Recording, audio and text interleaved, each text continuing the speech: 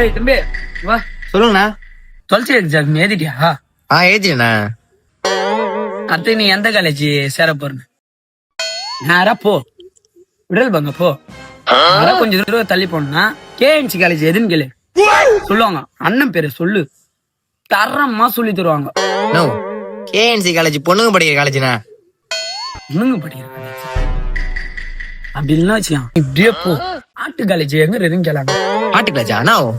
சரி சரியா, arts college எங்க இருக்குன்னு கேளு, அங்க போய் சேரு. டெய்லியும் ஆடு மாரி மேய்ஞ்சினாதான் இருப்போம்.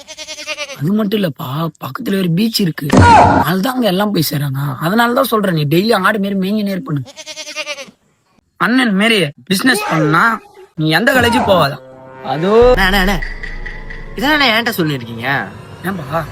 நான் 12th எக்ஸாம் என்னதான், ஆனா 12th எக்ஸாம்ல ஃபெயில் ஆயிட்டேனே, அதனால தானே அரியர் சென்டர் தேடிட்டு இருக்கிறேன். சரி வர்றேன் அண்ணே.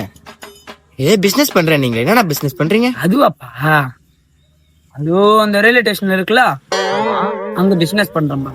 ரயில்வே ஸ்டேஷன்ல பிசினஸ் பண்றீங்க? அப்படி என்ன பிசினஸ் பண்றீங்க? சமோசை 4-10. சிரிக்கிறானி